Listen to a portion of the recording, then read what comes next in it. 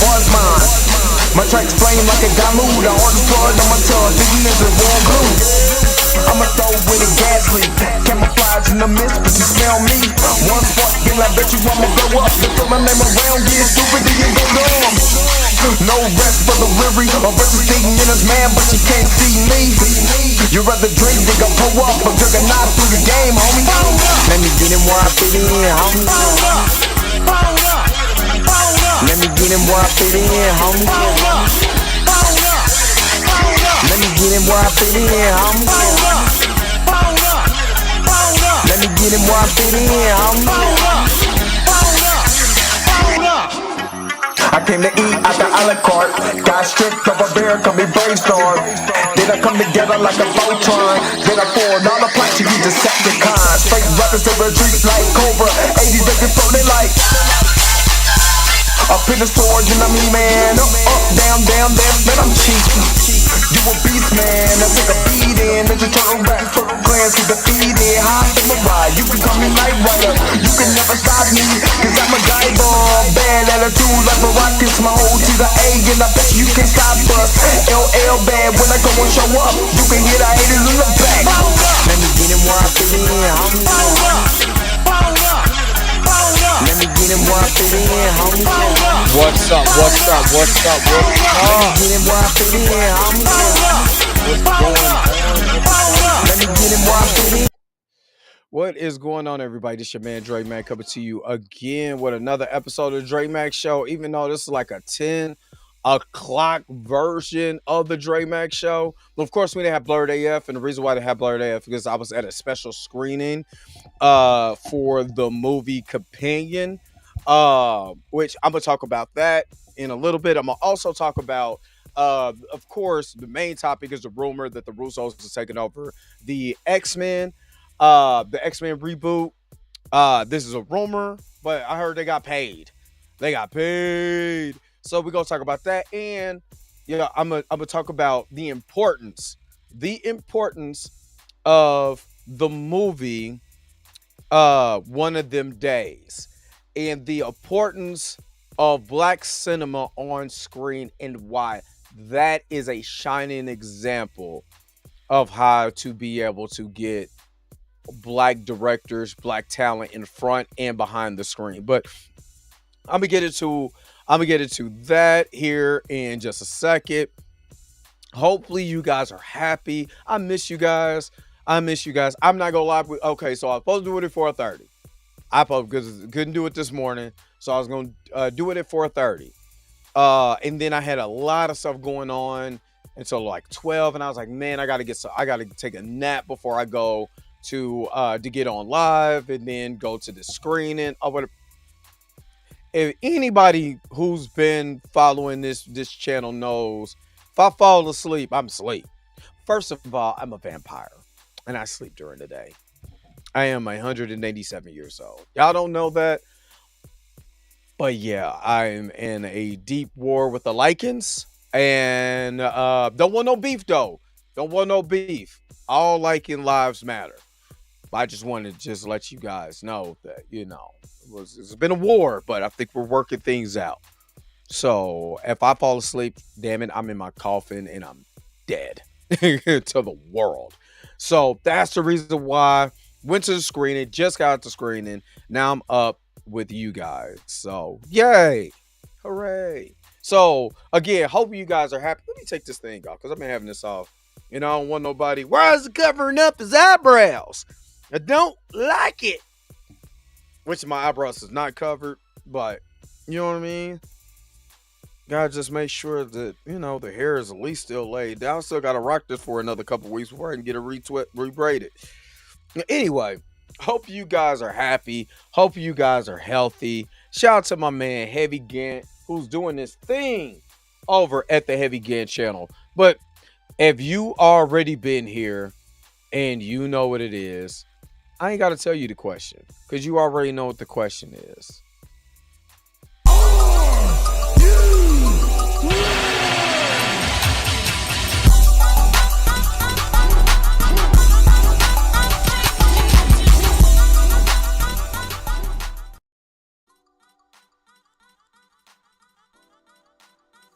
Yeah, Evie Mux, boy. Yeah, gee, I don't know, but y'all gonna have to. Yeah, we don't. Who I wish I had a call in line so we could fix a couple things. Hold on, real quick. I dropped my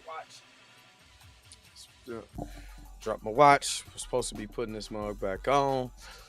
And it dropped. What's going on, y'all? I'm gonna go in this comment section and see who all rocking with me at 10 o'clock at night Central Time and 11 o'clock over on the East Coast. Y'all know it's time for y'all to take y'all to go to bed. Maybe I'm rocking with somebody working overnights. So if I'm rocking with you overnights, what's up? What's up? Get your work in, cuz. Now I know some of y'all got in here was earlier.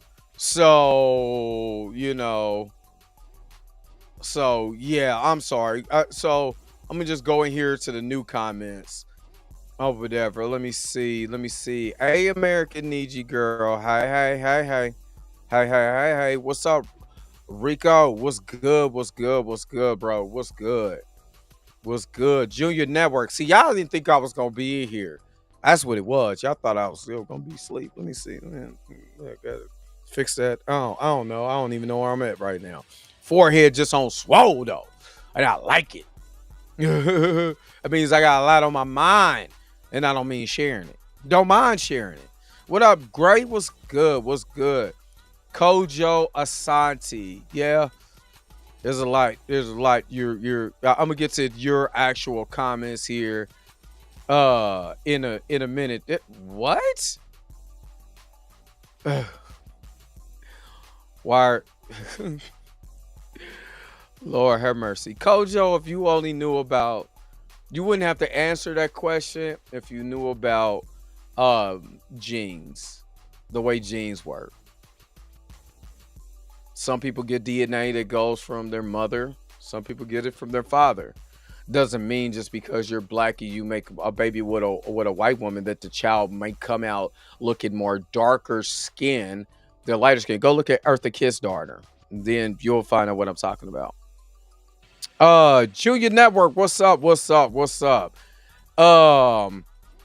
If he is spam, if he is spamming just to be spamming, then Gray, you know what to do. You already know what's happening. You know what to do. Especially if you're not answering anything that I'm saying, then you know what to do. Enzo, what's up? What's up? Yeah, let's go. Oh, GQ Network. The screening was awesome. Let me just say this. The screening was awesome. I really like it. The movie is called Companions. Really liked it. Was not expecting that. Was not expecting that. That movie was really good. It was surprisingly funny too. Like surprisingly funny. D Stizzle, what's up? What's up? What's up? Junior said I was waiting for the show. Oh, TJ. I already know. Late ain't the word for it. But I did have a lot. I had a lot going on this morning. A lot going on this morning. And I didn't really get to sleep until like 12. For me, that's a long time for me to be up all night. You know what I'm saying? With a lot of stuff to do. You know what I'm saying? In the morning and try to get that sleep. So it's all good. Sequoia, what's good? What's good? What's good? Hey. Sequoia Feather. I like that. I like that name. I really do. I like that name. Yeah. Yeah, and trust me, I ain't even gonna lie. It was close. It was this close. This close, but like, you know what? Bump that. Let me go get a nappy in. Y'all forgot, I'm elderly. I'm a part of the elderly community. I can't wait to get my discounts off my Rudy Tooty Fresh and Fruities and discounts at the movies. These movies be expensive, son. I want my senior citizen discount. I can't wait. Torian, you gonna be with me too. No problem. I do like it. I like your name though. That's dope. Enzo said, wait a minute. He said, "What you say? I think Mac and you will be the perfect for Dakin, aka Wolverine's son." I don't even want them to go that far yet. I don't want them to go that. I don't want them to go there yet. That's already kind of technically been. They need to do a whole new direction. I say personally, if I was to do it, I'm doing either Giant Size X-Men #1 or I'm doing X-Men #1 from Jim Lee's X-Men. That's the only, not saying anything else is bad, but we haven't got Giant Size X-Men or that version of the X-Men from Jim Lee. That's the one that X-Men, the animated series of X-Men 97 is based off of. If it's me, that's what I'm most definitely, it probably out of anything, I'm going Jim Lee's. I'm going Jim Lee's X-Men. I think, to me, Jim Lee's X-Men, no, I can't take away anything away from Claremont's X-Men though. But that's part of Giant Size X-Men #1. So if you want the, I ain't gonna lie. Let me just say it like this. If you want the real X-Men, the X-Men is gonna piss people off. You know what I mean? The X-Men is gonna make Professor Xavier look in a different light. Go and do Claremont's X-Men. Go. I'm trying to tell you, it's more compelling stories to me in Claremont's X-Men based on just the story of the people of the characters. The characters are way more flushed out in Claremont's run. But if you want the spectacle, go to Jim Lee's X-Men. Personally, for me, you know what I'm saying? Jim Lee, Claremont, not Claremont, Jim Lee, Topic 4 Lane when they was drawing it. The writers are. I'm just saying. No, it's not overseeing. It's ensure. It's ensure.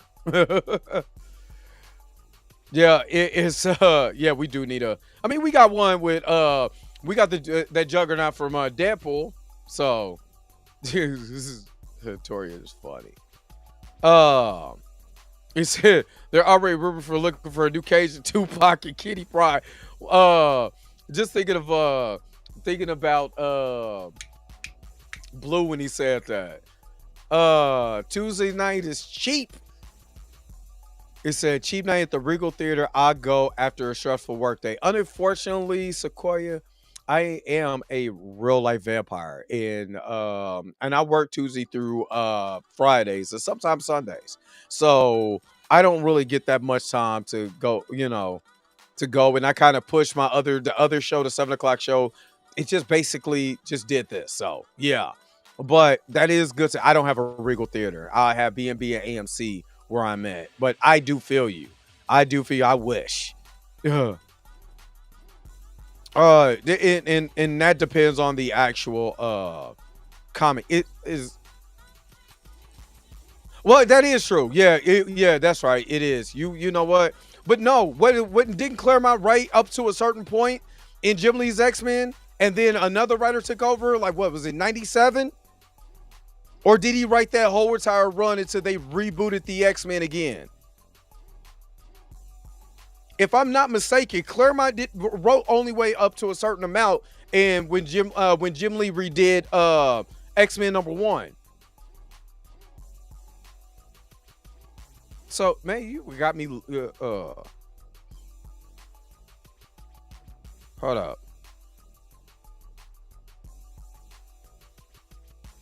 Hold up.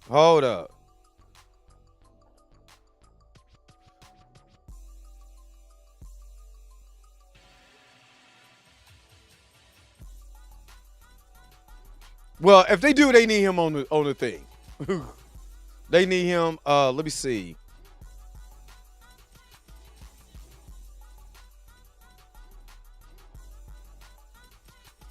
So he started in May. He started issue 94. Howard Claremont in issue 94, May of 1975. When did he act? To 1991. Yes. I knew I was a tripper. Claremont is best known for his 16-year stint on Uncanny X-Men from 1975 to 1991. Yeah, I knew I wasn't tripping. I knew I wasn't tripping.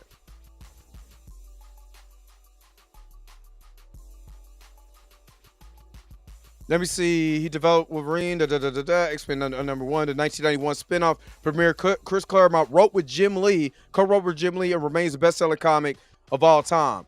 It did because I knew I wasn't tripping. It was Claremont's run, and then Jim Lee. I knew Jim Lee helped write that, but there was somebody else that was helped write that Jim Lee X-Men after that. You know what I mean? I just got to get, you know what I'm saying, look for it or whatever. But yeah, I knew I wasn't tripping.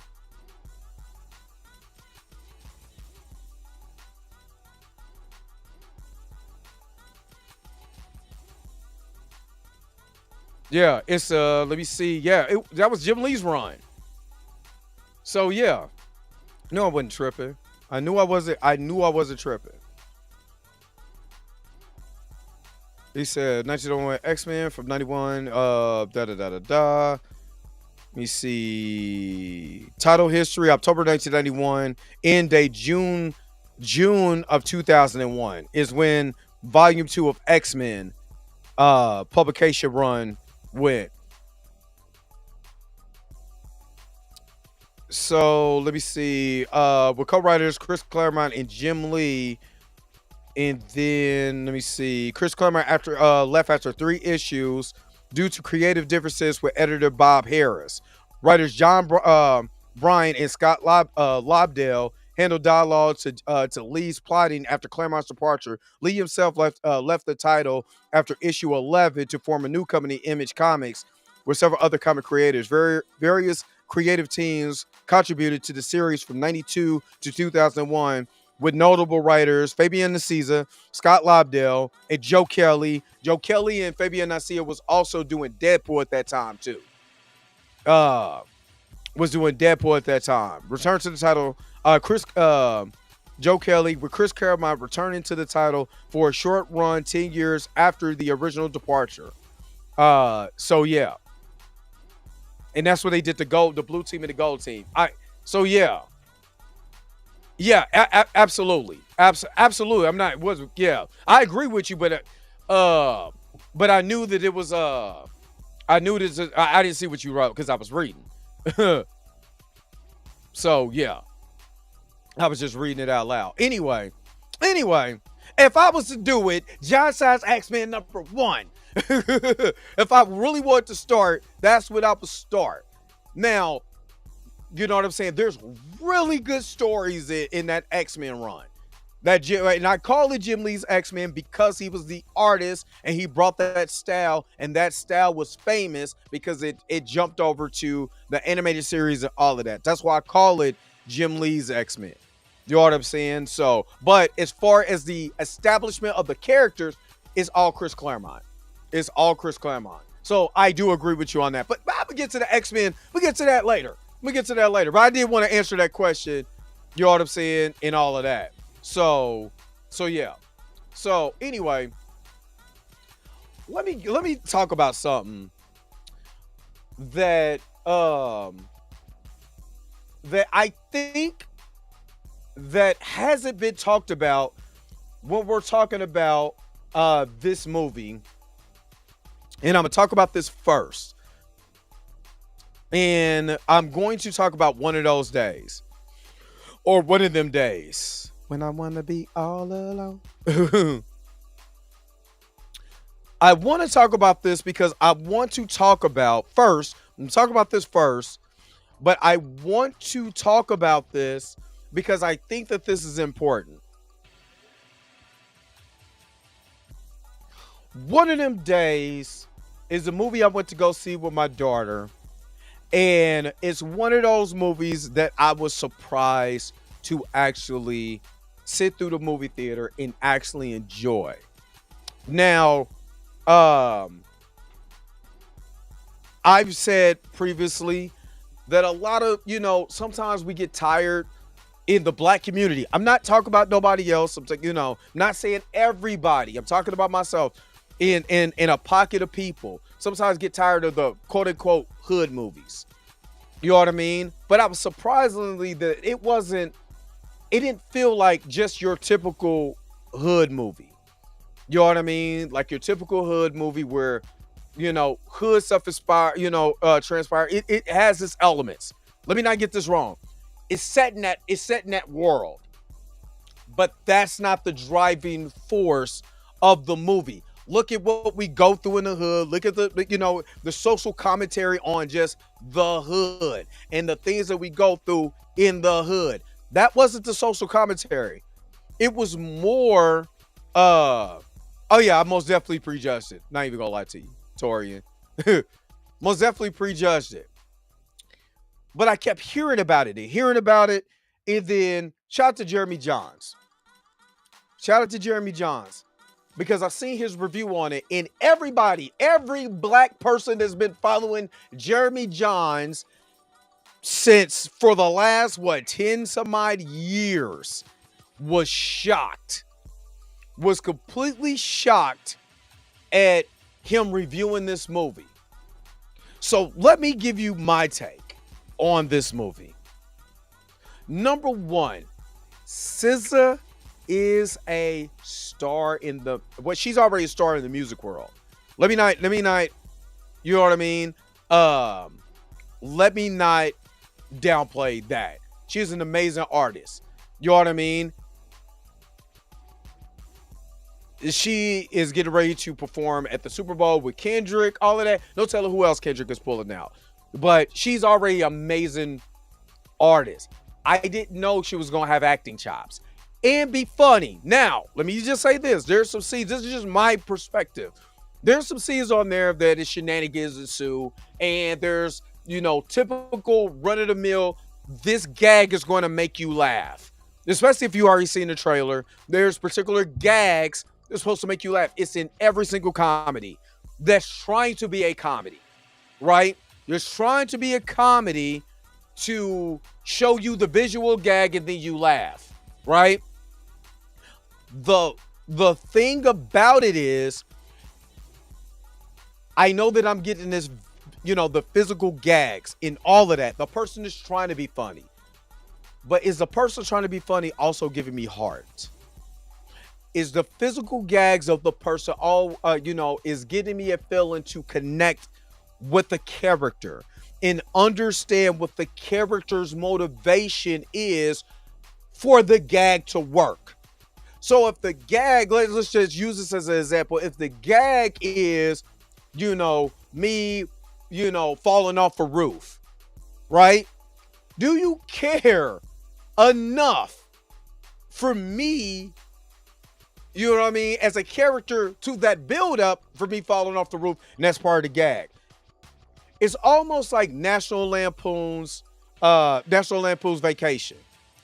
When, you know what I mean, when you start going through these particular type of scenarios, and we know a gag is getting ready to happen, but the characters make you the character's so likable and understanding, and you're starting to, like them a lot, and you're going on this mission with them.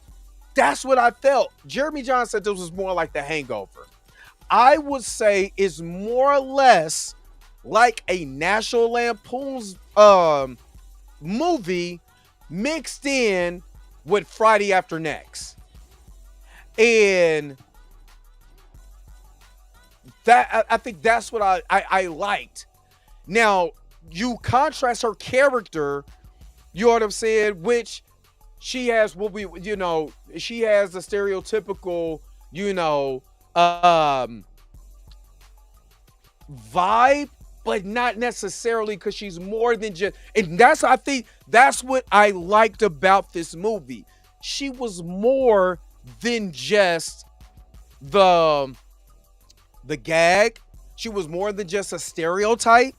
She actually had what needs to happen in these movies, and that's dimension. Dimensions to the character, where the character is just not one level. They're not just Smokey for Friday, and that's all Smokey can do is be Smokey. There's layers to this person. There's understanding to this person, and the movie takes time to do that. Now, with that being said, this is the reason why this is a 95% on Rotten Tomato and 91%. And this is the reason why This type of representation makes money because the characters are not just one dimensional. The characters are making you see that black cinema works.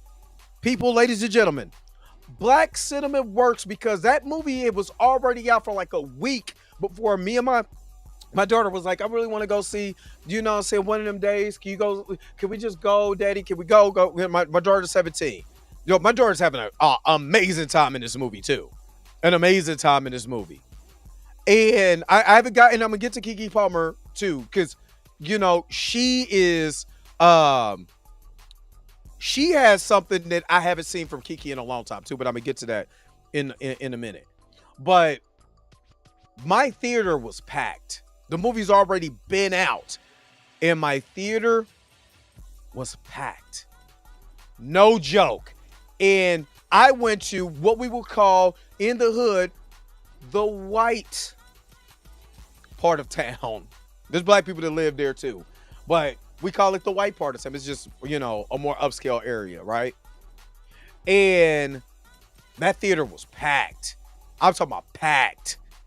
Like, I'm glad I got my ticket. You know what I'm saying? Because it was only like there was only 5 seats left. And me and my daughter were so happy to get the seat right next to each other. And this proved to me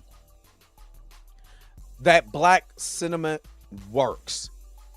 Studios need to understand that not only are black people going to go see these movies with black faces, if you write them right, white people are going to go see them too, because you're not just seeing just a stereotype. Is there stereotypes in the movie or whatever? Yeah. And what I've noticed, even with the movie I just seen, there's stereotypes in all films. I went to go see Goodfellas. I mean, I was seeing Goodfellas, and I was watching Heat. You know, I was in my, you know, my crime. You know what I'm saying? My crime mob thrillers for a whole week, because I wanted to see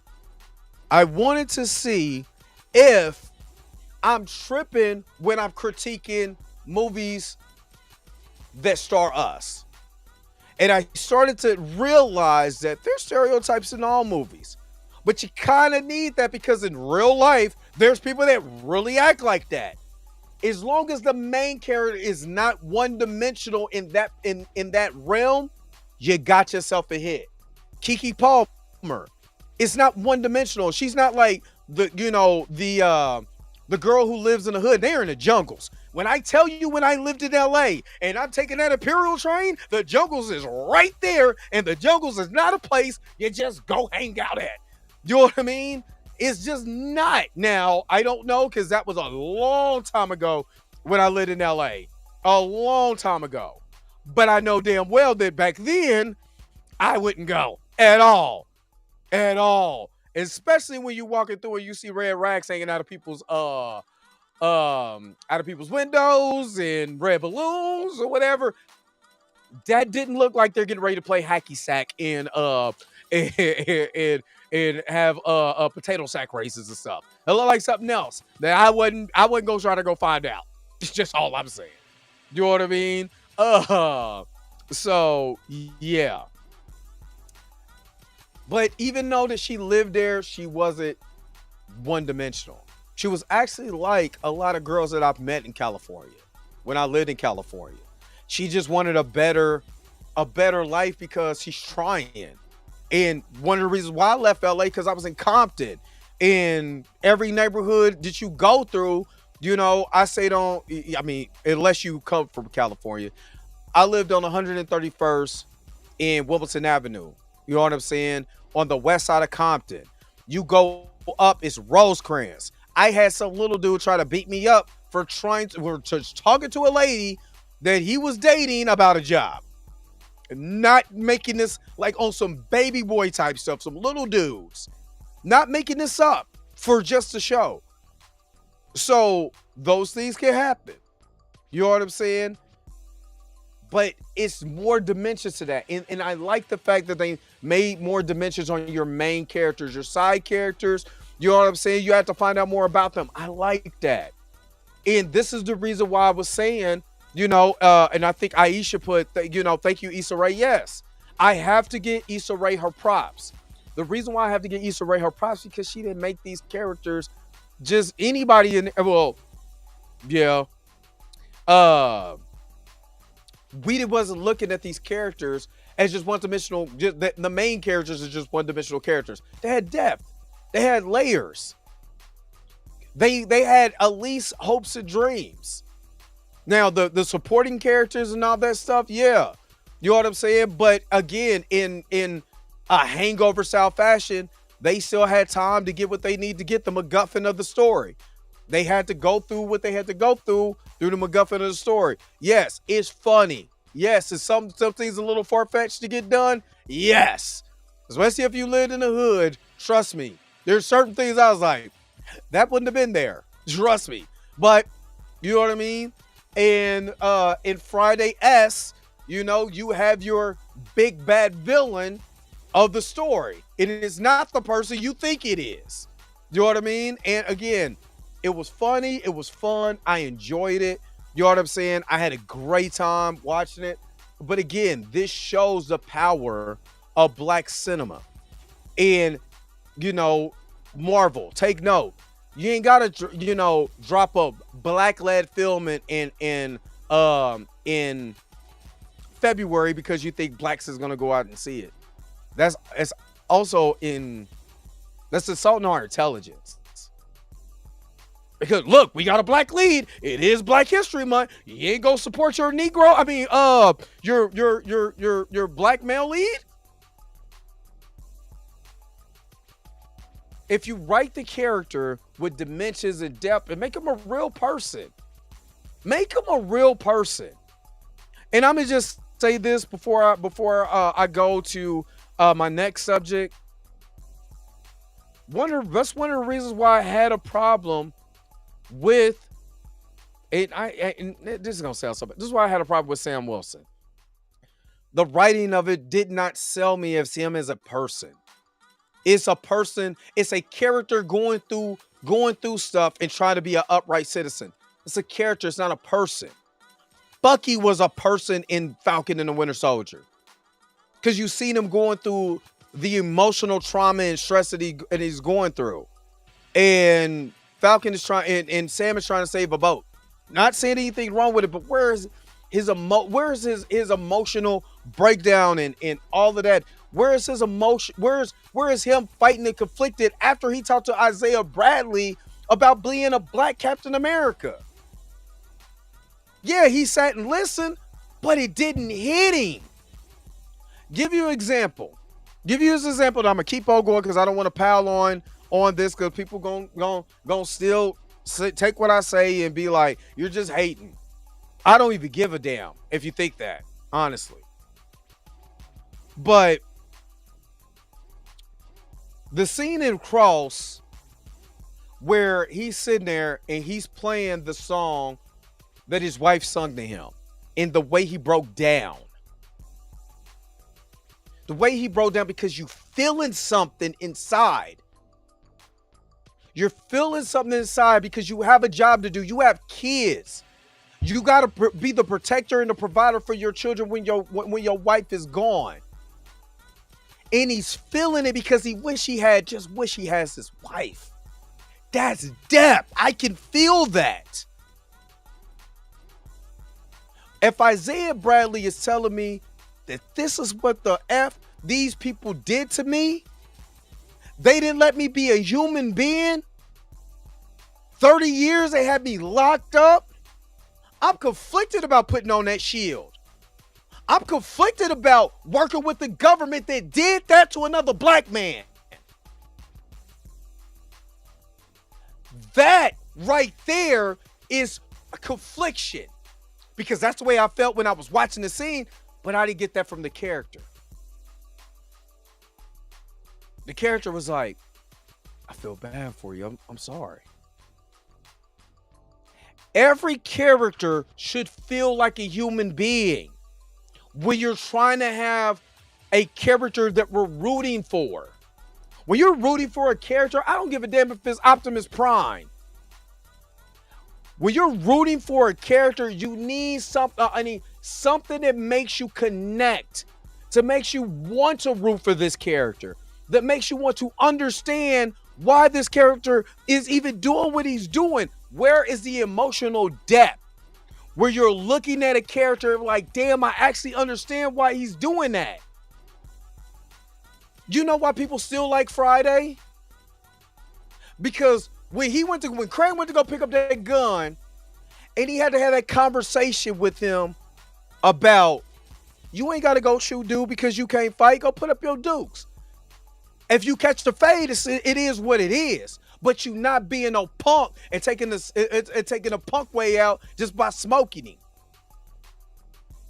People that understand that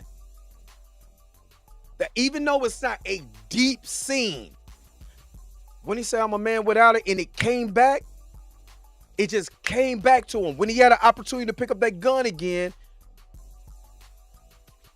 and Smoke Debo, it was a callback, and it's emotional callback.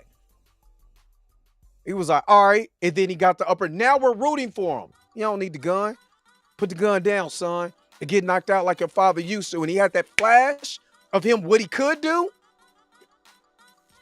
And now you're seeing the other side of that. So that's what I'm saying. That's what I got out of One of Them Days. There's scenes in there where it's not trying to be funny. There's scenes in there where you actually kind of understand where that character is coming from. There's scenes in there when you're looking at you're not looking at a character no more. You're looking at yourself as a reflection in that character. And now you're understanding the character's motivations when you're going forward. That's the great thing about acting. That's why I was surprised at SZA. That's why I was loving Keke Palmer so much in this movie. When she wanted to be vulnerable, she could be vulnerable. When she was nervous, she could be nervous. When she wanted to be assertive, she could be assertive. You know what I mean? She had character layers. Hell, I still like Shrek because it says onion have layers. Well, you know, ogres don't have layers. You find out he really does. You find that breaking point. And I love this movie, and I love Issa Rae for showing the breaking point. So don't tell me black films can't make money. Don't tell me that you can't go out there and do exactly what Issa Rae does. There's no excuse. It's already been shown with our talent time and time again. So if you haven't seen One of Them Days, go see it. Phenomenal. All right, enough on that. And if you understand, where I'm coming from, put it in the comment section or put it in the chat. Let me know what you think about this. Am I right? Am I wrong? Or just give me your thoughts. What you think? Put in the comment section or put it in the chat below. So it reminds me of the Kung Fu era. Exactly. Brother Juma, what's up? What's up? Too legit. Nah. All right. There was something else that I wanted to. Nope. Was it something else? Okay. Wasn't. Oh, trust me, Aisha. It's getting clipped. It's getting clipped. Because I was going to do a video on it after I seen it. Because it made an impression on me. It made an impression on me to the simple fact is that I judged the movie wrong. I prejudged the movie. I was prejudiced to to people that look like me. Because I bought into the narrative that this is just another hood movie. Now, sometimes I've been tricked. But I bought into it, but it made me realize, just watch the movie. Just watch the movie. Like I said, the movie companion that I went to go see tonight, you know what I mean? What got me on that movie is that at the beginning it sets you up, and I'm like, okay, what is this? And then you go through interaction. I'm like, it's going to be a typical movie. Well, a typical movie where, this person does that and this, that, and the other happens, and a typical formula. And damn it, did it switch on me. And damn it, did it have actually a really good message. Because a lot of these movies does have to have a sense of commentary in it. It just depends on what commentary it is, whether it's friendship, whether it's love, whatever it is, there's always a sense of commentary in every movie. It could be a cautionary tale. It's a sense of commentary in it. And damn it, did it do it in a unique, clever way that actually had me really enjoying this one, where I'm like, oh, snap, that happened. Now, because I know the twist, is there some replay value on it? I believe it could, even though I know the twist is coming, I think certain parts that are so, to me, is unintentionally funny that I will watch it again. So, yeah, that's my thoughts on Companion 2. I really liked it. All right, let's get to the main thing, this rumor in the rumor mills. And this is coming from comicbook.com. Rumor: the Russo brothers will oversee X-Men reboot and more after Avengers Secret Wars release. Now, no,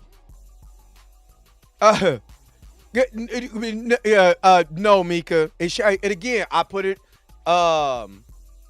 in the what did I put it on? Did I put it in the community section? Shout out to Mika and shout to Mika G in Blue. Because they always say, hey, we got the screen. All you got to do is go online and you get to these screeners. You can get to this and get to that. And I finally was able to do that. And shout out to them, you know what I'm saying, for making sure that they hooked me up so I could be able to do that. Because I love doing, now I want to do this even more. I want to do it a lot more. You know what I'm saying? I might even, you know what I mean, you might find out of me to be an old movie critic. How you like that? Old Dre Mack, the movie critic. All right. Yeah. All right. Let's get and seeing what the talk is about now. All right. According to a new rumor, the Russo brothers' return to Marvel Studios will last well beyond the multiverse saga's conclusion, as they've signed a deal to oversee the upcoming X-Men reboot and more. Now, this is what I was going to say. I trust the Russo brothers with everything that they do. As far as Marvel. I do trust them. I wish it actually said he was overseeing Black Panther, but I mean, hey. This is the reason why. Josh Whedon did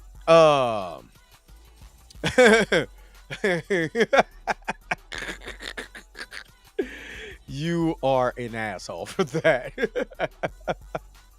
Is Roberta in the chat? Sorry, Roberta. I don't think she's here. She's probably asleep. Oh, now Roberta's not here. Ooh. All right. When Justice League, good Lord. When the Avengers Age of Ultron came out, it was panned. For comic book fans. I'm just talking about for the comic book fans, because it was more like the week of Ultron and not the Age of Ultron, right? And then you seen what we had in Captain America, Winter Soldier.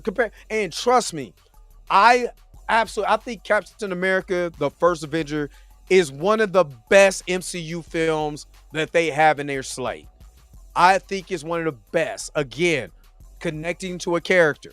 The character's not being one-dimensional. You understand Steve. You understand the motivations, all of that. I believe in my heart of hearts that that's one of the best MCU films. That's just me personally. But when the Russo brothers took over Captain America, Winter Soldier, I ain't gonna lie, it was one of those movies. It was one of those movies that was dope, directed by the Russos. You know what I mean? Directed by the Russos. Then we go into Captain America: Civil War. Let's not act like Captain America: Civil War. Again, when we talk about the Black Panther fans, they won't go to Black Panther the movie first. They will always go back to that movie and say that was the best iteration of T'Challa that we had on screen. on the big screen, right? Let's not act like we don't. You know what I mean? Let's not act like we don't. So, even when you get to Endgame and Infinity War Endgame, isn't the Infinity War Endgame from the comics nowhere close? And honestly, let's be real. Can I keep it a buck with y'all? I wouldn't have rooted for a simp ass Thanos trying to get some of that death gripper, if you know what I mean. Like, I wouldn't have rooted for this dude at all. Now I do feel him though, because sometimes, boy, you might get something that you make you go pop. I'm just saying, you might get some Lady Death, boy, to make you want to blow up the block. I'm just saying. I understand why some dudes crash out, boy, because, boy, I get it. I do understand. I understand. At the same time, I do feel some of the comments that's in the chat. Why can't we get somebody different? But if they gave you success and because every movie that I named that the Russo brothers put their stamp on, just their stamp, right? Their stamp, it made money. Now, I do understand, D-Sizzle, that he was too sympathetic, but at least he had motivation that wasn't involving a woman in in that death grip. You know what I mean? You know what I mean? You know what I mean? You know what I mean? You know what I mean? You know what I mean? So, and Mephisto's over here being, no, man, I don't need my Mephisto being a stooge for Thanos. You know what I mean? I don't need it. So I do like it, and the proof is in the pudding with the money. The proof is in the pudding with the money. Let's not act like that. And this is one of the other things that we've talked about, people. Don't the Russos like comic books? Don't they care about the comic book characters? We've already seen what Fox did with the X-Men. Let's be real. How many of us liked all of that? We all like that? I didn't. I didn't like all of it. It was some cool parts, but I didn't like all of it. You know what I mean? It was, you know what I mean? It was some cool stuff that was in there. I feel that, and you know what I mean? And, but Jesus Lord, there was some parts in some movies you be like, what the hell are you doing?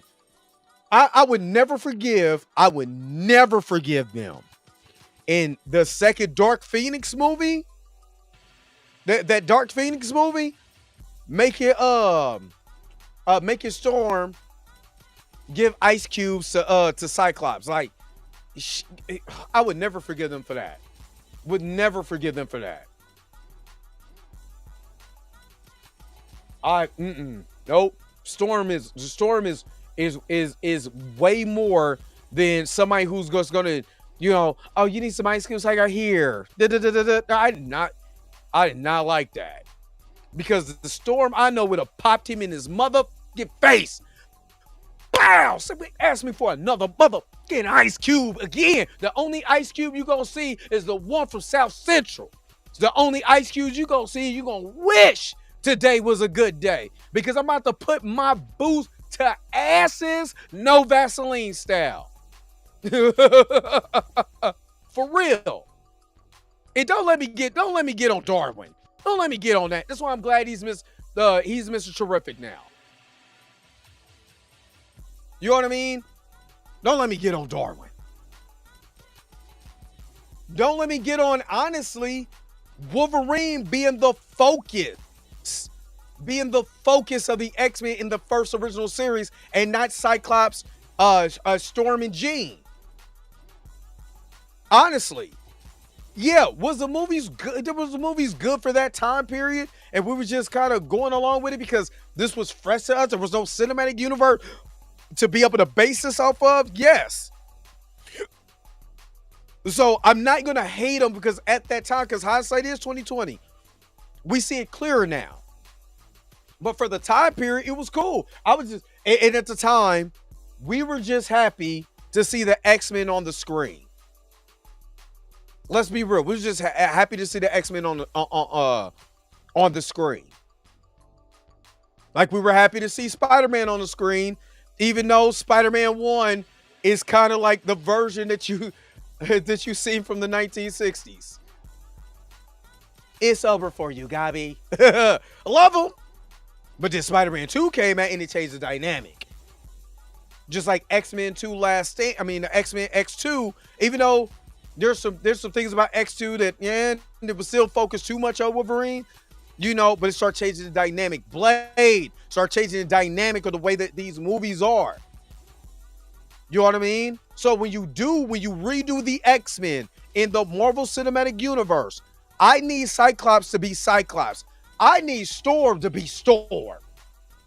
I need Storm to be Storm. I need Storm to be the badass goddess Storm. I need her to be that girl. I need her to be that. I need Cyclops to be the leader, the conflicted leader that he is. Because technically he's a very conflicted leader. Always try to follow what Professor X is doing. Even Professor X in Claremont's run is a complete dick. Ask the New Mutants if they really like Professor Charles Xavier.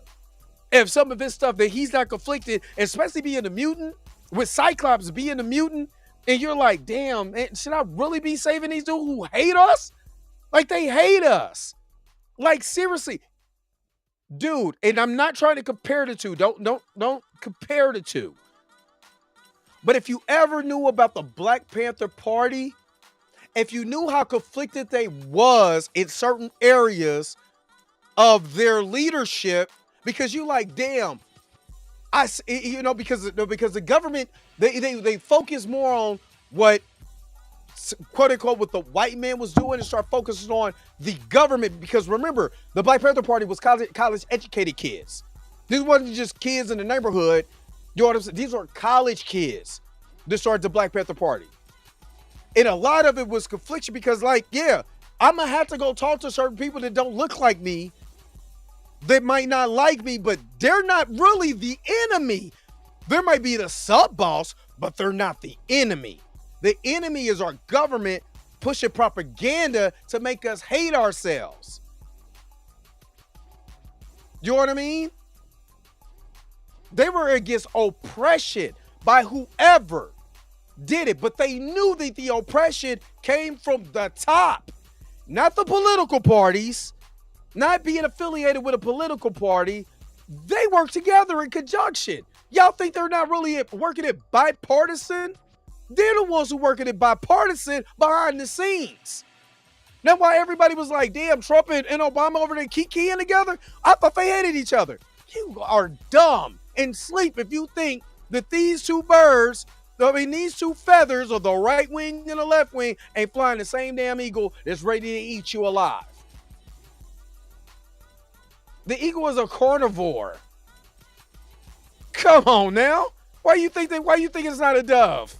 Why do you think they picked a carnivore? That's why I like Claremont's writing. That's why I like when Cyclops is conflicted about what he should do. And especially being a mutant, trying to lead his team, and the people that hate him, that's the stuff that we want. We want the confliction. Should I be saving these people or should I not? Really, should I? Because honestly, some of these people don't deserve it. They don't deserve any of this. But I'm trying anyway because it's the right thing. At the end of the day, it's the right thing to do. Whether I like it or not. It's the right thing to do.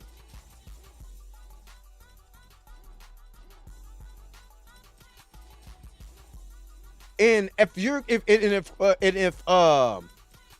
If the Russo brothers tapped into that, and now you're starting to understand why you think, Storm is an excellent leader. Because not only is she black, and you can go and you can see a black woman going through what she goes through as a black woman, and I'm a mutant on top of that. And why you think Bishop coming from the future, because he's seen the future, why he wants to change it so bad. The cable story, you can do so much with that story. And to me, this is just to me, because of what they did with Black Panther. And again, I don't believe that story with Black Panther even saved it. Black Panther was conflicted with Helmut Zemo. Because he killed his father. You killed my father. I should bomb you right now. You should catch these hands. Or, like American Niji say, his kitty paws. He should. But he was conflicted within himself. And they showed the conviction on his heart, because then what was famously said by T'Challa when he had Helmut Zemo right there? You killed my father. I should kill you right now. But I'm no better than you. I'm just paraphrasing it, but that's what happened. If I'm going to get that level of depth in the X-Men, who's not signing up for that?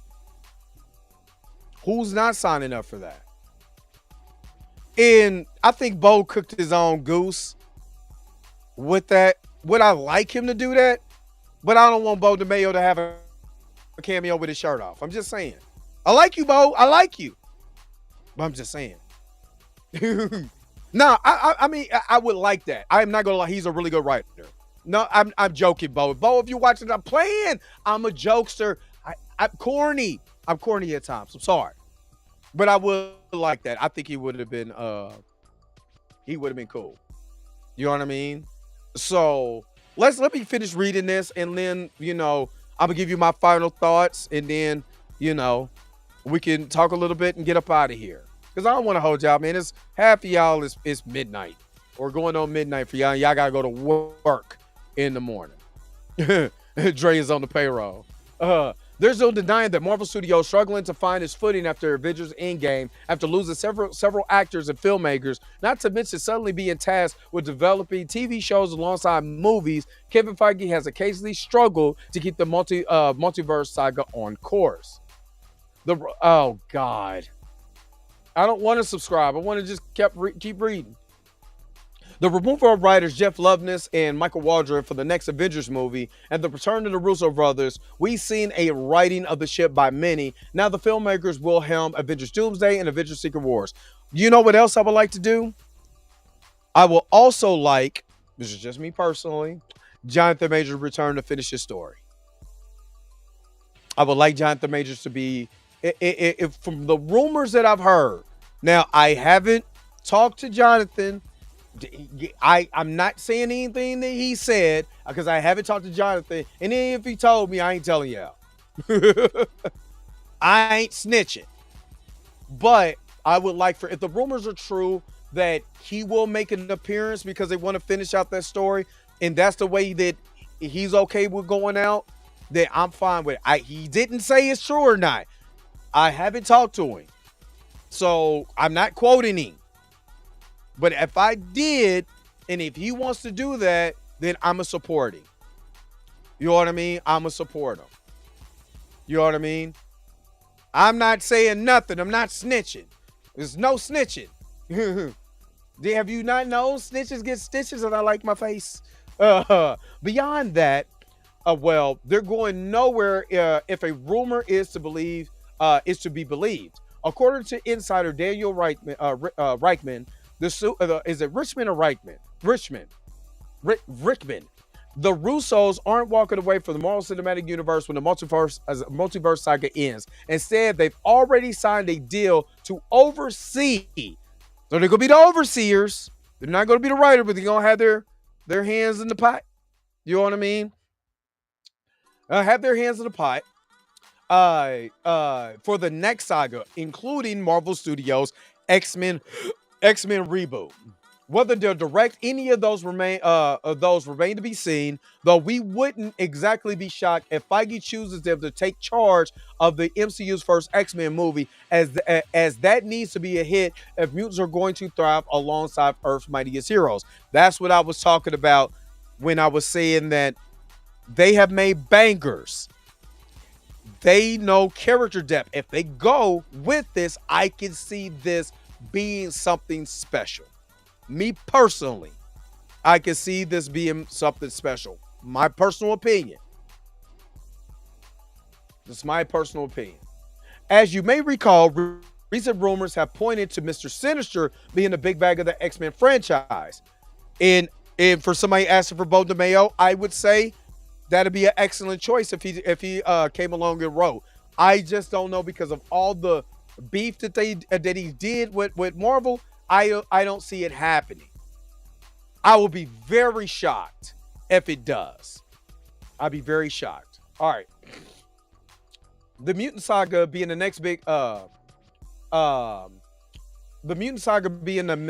event. Meanwhile, there's rumored to be Avengers versus X-Men, and that's a movie we could definitely see being on Joe and Anthony's radar. Of course, the duo might not be alone. The duo might not be alone in being a part of the next saga if recent reports about Robert Downey Jr.'s future as Dr. Doom are accurate. I'm just saying, if Robert Downey, okay, let's keep it a buck. Let me stretch a little bit. Let me stretch when I say this. If Robert Downey Jr. could come back as Dr. Doom, then Idris Elba could be the new T'Challa going forward. He could be an older. He could be raised from the dead. I don't care if he looks like what Heimdall. Is he Heimdall? Yeah, I don't care. I don't care if he got a son out there that's a weird, creepy CGI face. I don't care. Bring him back as T'Challa. If Robert Downey Jr. can come back, I'm just being real, because that pisses me off, knowing Robert Downey Jr. could be he could be Iron Man and Dr. Doom, but Idris Elba can't come back as T'Challa. Now tell me he wouldn't be star presence. Tell me that you wouldn't pay it. I'll pay for an Idris Elba T'Challa. You already killed him off. He's already in Valhalla. You don't need him no more. I mean, since if this is what we're doing, the simple fact, and I'm just using him as an example, the simple fact that Robert Downey Jr. can come back after his character initially was killed, but then T'Challa, there's all this crap about T'Challa this and well, you age up his son or get a multiverse and yada yada yada, making it complicated. They're showing you right there.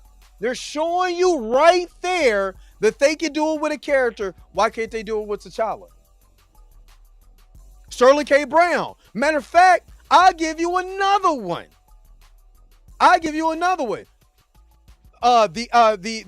actor that played young T'Chaka. Have him come back as T'Challa. Might as well.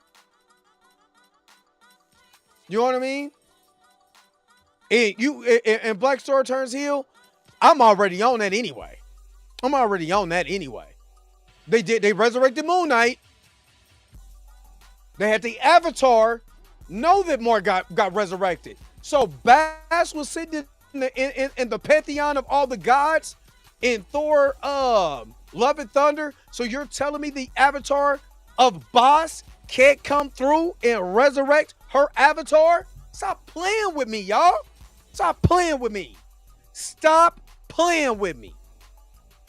Anybody, I'm just using him as an example. And they do. And they do. But honestly, I don't want Michael B. Jordan as T'Challa. I don't want him as T'Challa. He doesn't even, dude. He's just a buff version of the dad from 227. Sorry, I sound like a hater right now, but he's just a buff version of the dad from 227. Do y'all know who that is?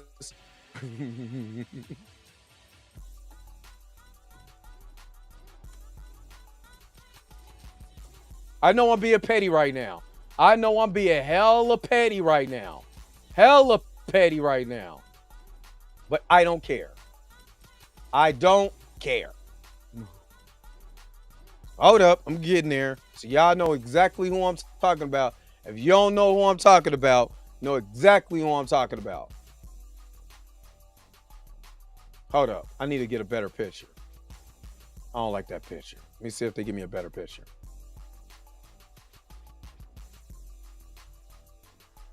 Hold on.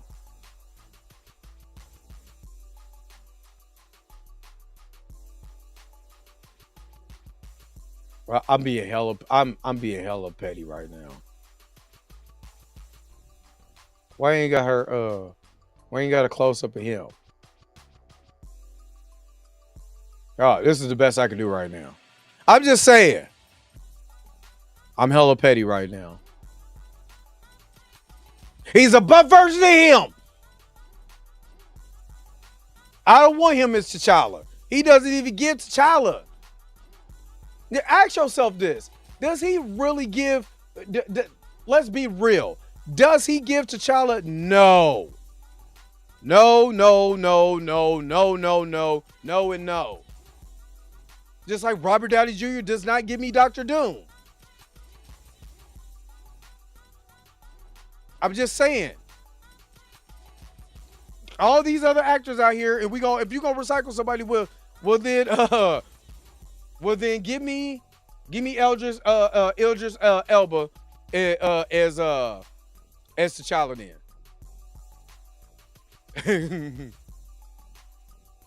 I'm just saying. All right.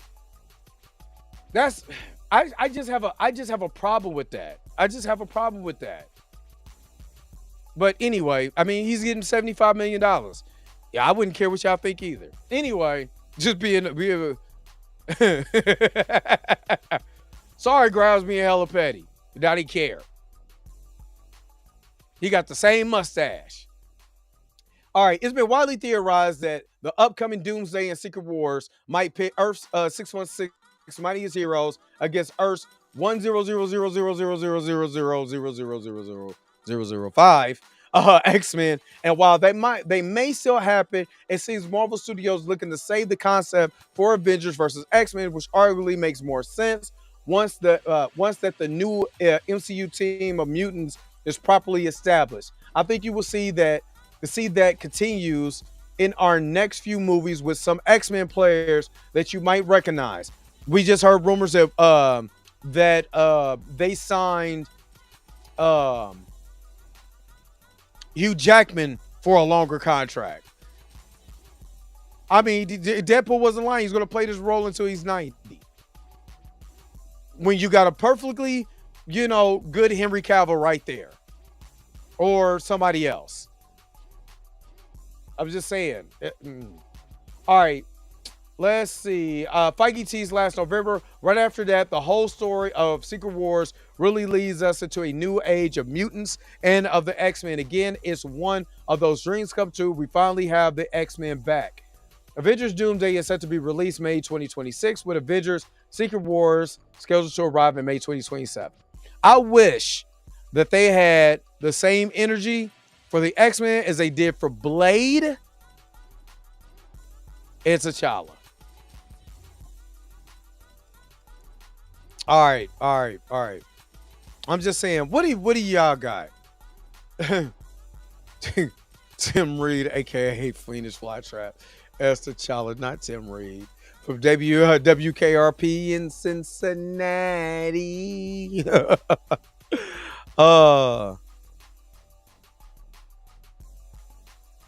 But what do y'all think? Let me go back to some of these. Recast Wolverine.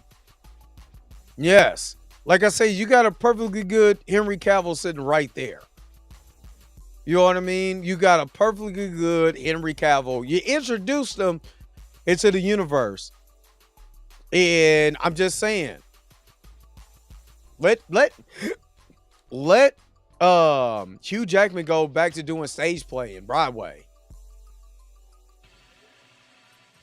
You know what I mean? So Blade T'Challa, Blue Marvel, yeah. Just saying.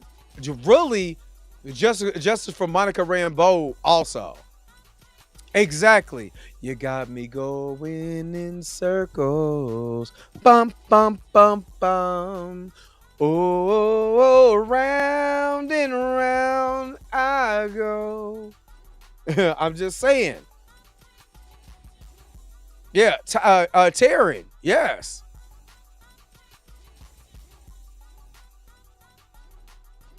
I mean, yeah, he is busy, and that's it. That's a passion project for him. You said Henry Cavill's voice is no good for Wolverine. I mean,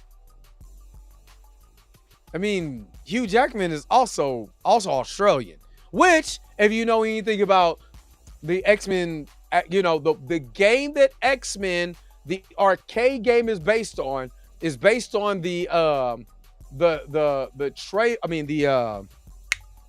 the X-Men X-Men something of Pride or whatever. It was the before X-Men 92 came out. It was that 1990 pilot that they shot, and Wolverine had an Australian accent, even though in the comics he was Canadian. And then look what we got. So, and he might. I mean, hell, since they just picking people who already played another character, being another character, might as well. Might as well. He said, "Cap." I hope. I'm gonna be honest with you. I really hope that it is wrong. I do, but you know, we'll see. We'll see what goes. But would I mind it? No. Would I mind it? No. And yes, I would love to see Brother Voodoo too. Pride of the X-Men. Thank you, Aisha. Granicus, Spartacus, Dustin Clare will be a great Wolverine, but again, his voice. I think you're selling short, Kojo, that these are actors, and these actors are paid to have dialect. Kojo, if you listen to Chadwick Boseman, his natural voice doesn't sound like a South African who has been hanging around Nelson Mandela all his life. But he got the dialect. That's why you have dialect coaches. And it's just lazy casting. It's just lazy casting. Again, Hugh does not sound like Logan. You know, he does not sound like Logan. Not the Logan based on, like you said, the video games, cartoons. You know what I mean? No.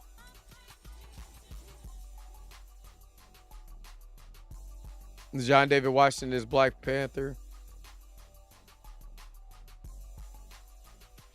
You said Tyrone Johnson and Tandy Bowen needs to show up too. All right, let me see. Bringing someone back as another character, LOL. Not just another character, but one of the greatest villains is insanity. I feel you. Because that's stupid. So there was nobody else out there. I mean, you know, there was nobody else out there, Mills Makers. Nobody else. Because I can think of, somebody who played a character before and could do it again. I honestly hope James Gunn is what. Now, I understand that James Gunn shot the flying scene of David Cornsweat. And David Cornsweat, I was going this way. I mean, my eye's going there right now. Look at my eye. Look, I mean, he was flying like up and away. I mean, you know what I mean? I get it. But I hope James Gunn is watching this taking notes. How to be better than Marvel 101. That's it. How to be better 101. You said, is it good De Silva back in the Black Panther? I honestly, if that was a rumor that they was handling the Black Panther franchise, I probably would have got more excited about the article. We don't know if DC's getting Vixen, but Vixen is out there. Nubia is out there. You're right. Nubia is out there. All of that, you know. And again, you're absolutely correct. You got to have somebody with some actors what they get paid for. I'm not paying a guy $100 million for him to suck for his dialogue.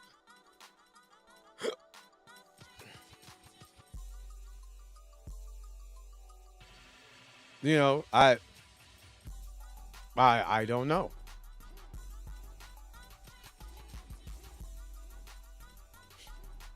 I mean, I do hope. I mean, I hope he gets something that solidifies his career. I wouldn't be mad at that either. Honestly, I wouldn't be mad at that either. I wouldn't be mad at that at all. All right, is David Corus with the first non-white Superman since he is Jewish?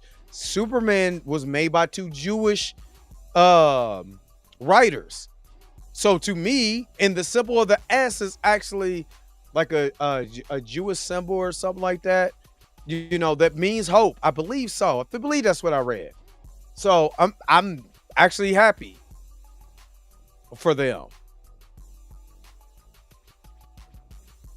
But yeah. I mean, but you can Google that too.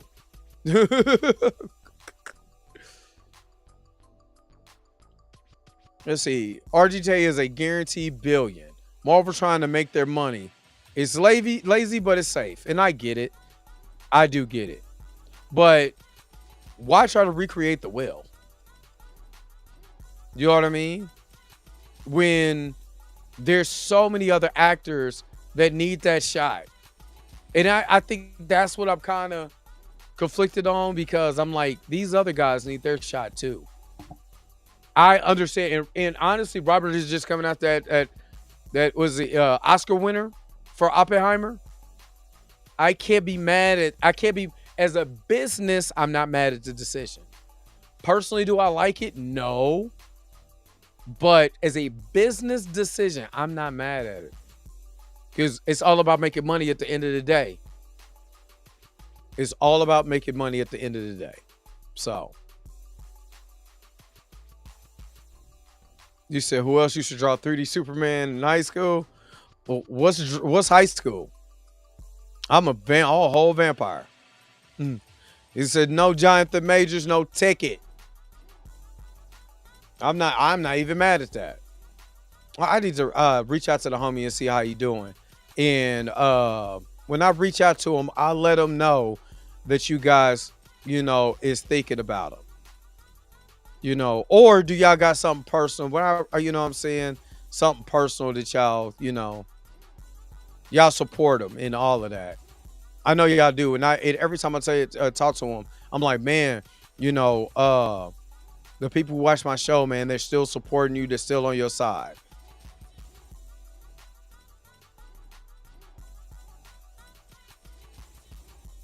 Aisha, I 1,000% agree with you.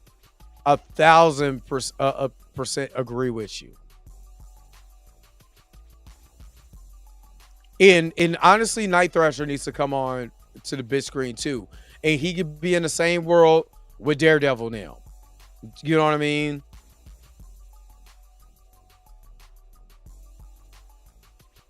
Oh, you said the college went to high school? Oh no, I didn't go to high school. I went to I was too busy in Transylvania. You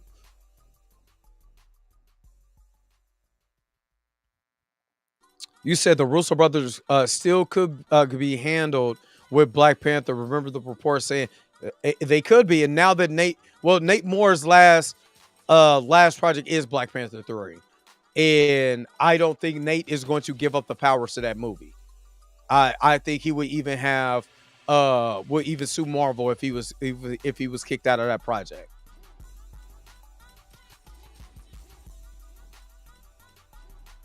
So he's not coming back, just Doomsday. He will be a reoccurring role as Doom. Technically, I wish he wasn't Doom at all, but I mean, let's see what it does. Let's see what it does. All right. Do you guys have any?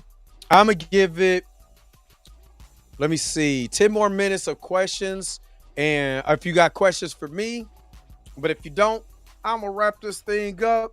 But if you got questions, put it in the chat. Hold on, let me put it in the chat. Boom, boom. Put it in the chat. Boom, boom. Put it in the chat. Put it in the chat. You say Anthony Starr as Dr. Doom. He's a great heel. I'm saying heel because I'm looking at your name and I'm thinking about wrestling. But he is a great heel. He is a great villain. You know, if Anthony Starr did it, I would need him to go full German or whatever, you know, or anything. About what we talked about today, do you have any questions for me? Doesn't matter. If you have questions about what we talked about, questions, any questions?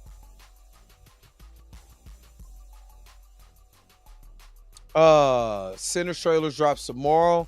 I thought I already but that's the trailer that I thought a trailer dropped yesterday. So you say companion or Megan? Companion because it's a shock.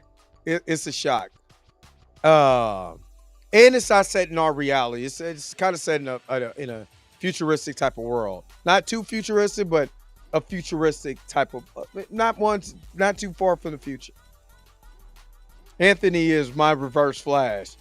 That would be dope.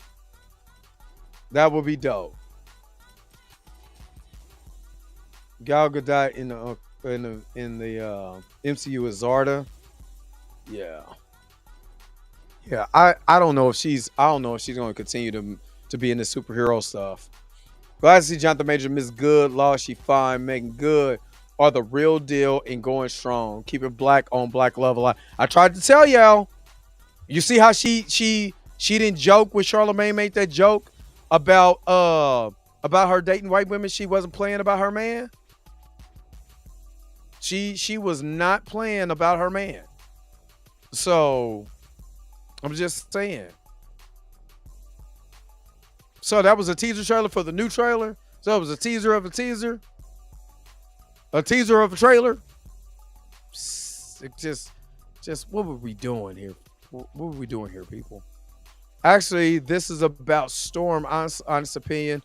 Do you think that they will ever truly show Storm as a powerful black woman with the history we know of Marvel? If the Russos are rumored to be true, that they are handling Storm, I think they will. Because look what they did with Black Panther. These are real comic book fans.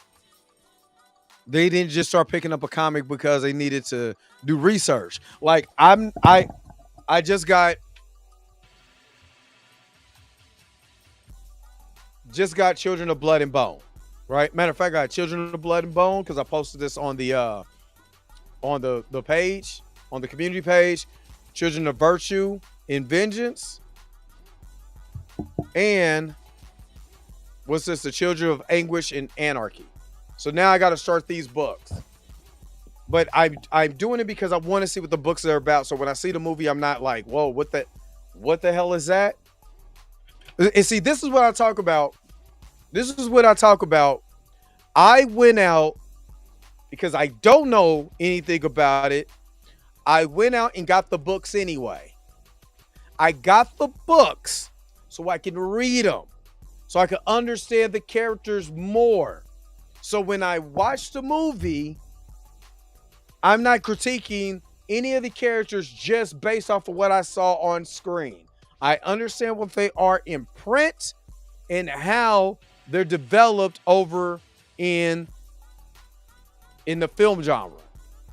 So then that way, when I'm watching this and people are complaining or they don't understand the characters because they refuse to read the book. This is what I talk about when I talk about comic books and stuff like that. These people are telling you what to do with the character, but don't want to go out there and buy the merch. Go get the stuff. Get the source material. You don't have to buy it in physical copy. There's plenty of digital copies out there. Just go read about the character instead of blurting out stuff because you've seen it in the movies. The movies and the characters are not the same. Yes, there are going to be different variations of that. I understand that. Matter of fact, I'm well aware of that. That when you move these characters over from print to film, there's going to be certain things that is not going to be the same. I understand that. At the same time, if the essence of the character is there from the books, you don't have to have a one-to-one adaptation. Is the character's essence of the books translated well on film? If it's not, that's why you got recast T'Challa. Just saying. So yes. What up, Ty? What's good? You said the best afternoon was the cartoons, Iron Man's Armored Adventures. I would say the one I liked the most was Superhero Squad because it was funny. Because he was funny. Yeah. I just didn't want to talk this stuff and then not go out there and go get it. I talk about everybody else, and I'm talking about buying 20 tickets, and I haven't even read the source material.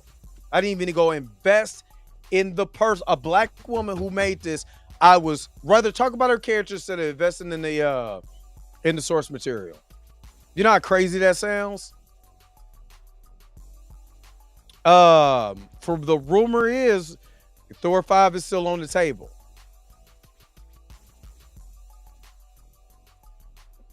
You said, I'm patiently waiting for the meeting, courting, and marriage of T'Challa and Storm. Me too.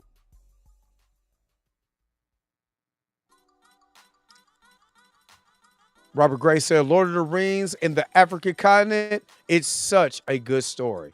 And I think that's what I was tripping off of when I talked about why Black Panther is, you're talking about kingship or whatever, why we're not doing like Game of Thrones type of deal. Like, I understand the social commentary. I'm not knocking that, but but I'm looking forward to this. I'm not lying. I'm looking forward to this.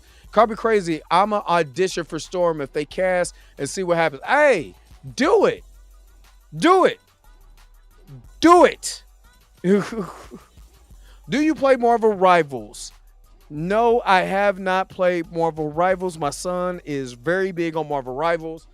I have to get anywhere between a 2 and a 4 terabyte memory to put in my PlayStation because I'm all tapped out.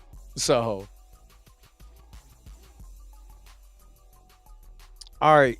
There's a reason why teachers say don't use a movie to try to take a test on a book or do a book report. Absolutely.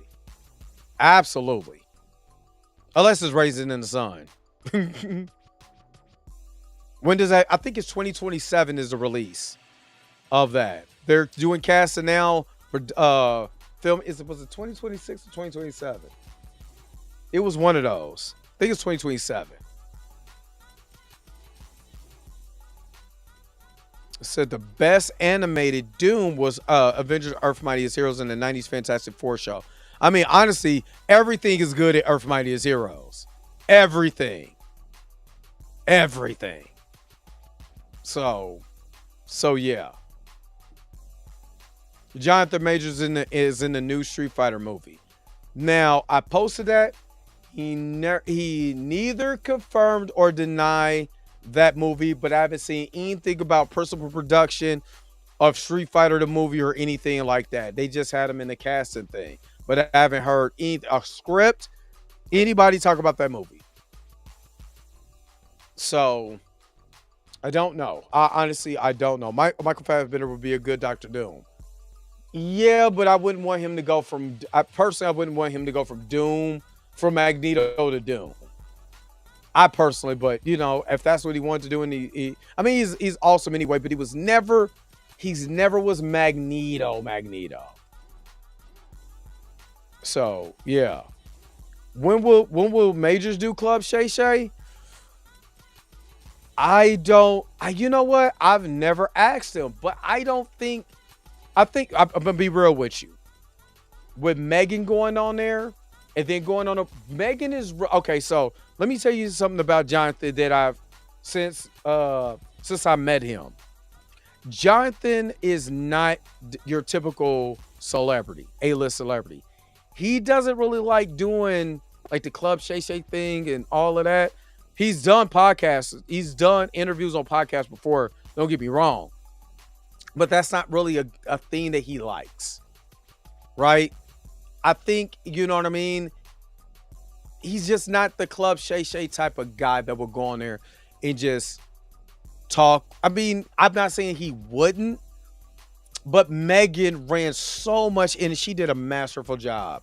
I did a video about that. She did a masterful job running a lot of PR interference in the midst of his trial in New York. You know what I mean? So she went to Club Shay Shay. She went on a press. She was already on a press tour anyway. She did all of that. He didn't have to do any of that, and she talked for him. And because she's been in Hollywood since she was a little girl, she's a perfect person to be with him. Perfect. So will he do it? I'm not saying. I don't know. I never asked him. I never asked. But you know what? Next time I talk to him, I'll say, hey man, people in the chat was asking, would you ever do Club Shay Shay? And if he says, you know, I can say something about it, I'll let y'all know. But I like to keep secrets.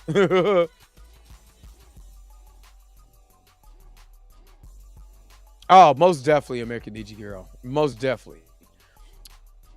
Brother Juma, my guy. My guy. Dre, who is your favorite comic book character in comic book story art? Well, hi, welcome to the Dre Max Show. If you don't know, my favorite comic book character of all time has always been Deadpool, with a close second being Logan and Storm, and then the Joker, then Batman. My favorite story arc is actually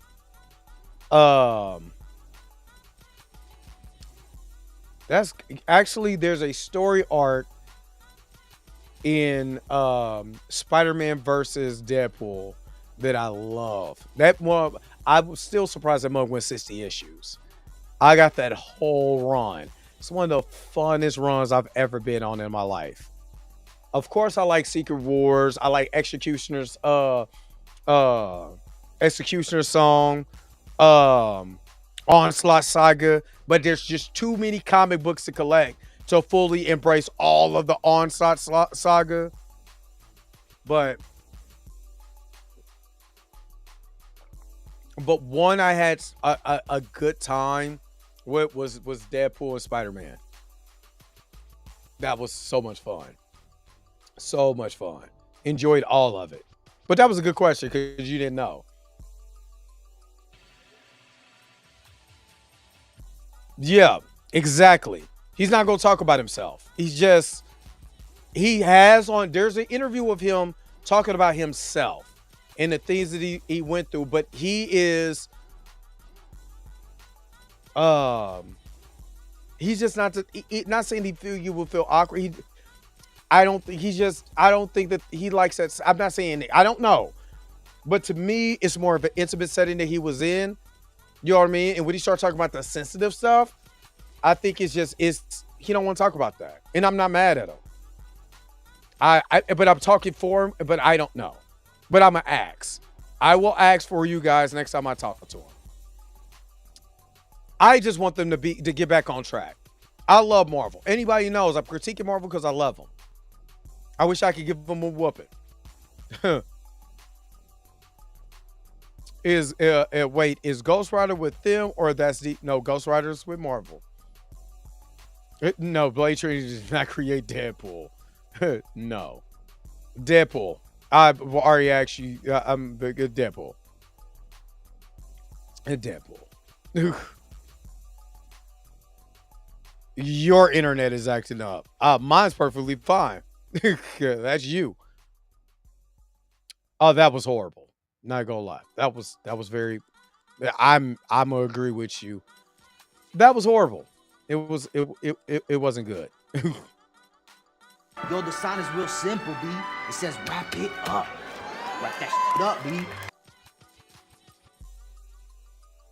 Oh, Roberta. Roberta come in this mug. I've been cussing and all of that. I've been bad, Roberta, because you wasn't in here. Hey, Roberta. Just when I was wrapping it up, Ghost Rider is rumored to be in the next phase 2. And I do hope it's Keanu Reeves. I'm not lying. I do kind of hope it's Keanu Reeves. That'd be awesome. I watch that. I would watch that in a heartbeat. But yeah. But I'm getting ready to wrap it up, man. Thank you guys for tuning in to another episode of the Dre Mac Show. I gotta go and watch sports shows that are hating on the Chiefs. I know you waited all day. I'm sorry, Roberta. I'm sorry. But I gotta go watch sports shows. I've been hating on my Chiefs going back to the Super Bowl, looking at that three-peat. Now, I'm not hating on the Eagles. Not hating on the Eagles. Now, Mika, I do like Mika. I do like Mika G's Eagles. You know what I'm saying? But I'm always gonna root for my Chiefs. Go root for my Chiefs. You know what I mean? But I'm about to go ahead and get up out of here. Chiefs Kingdom. We back, baby. Let's three-peat. All right. Thank you so very much for tuning in to another episode of The Dre Mac Show.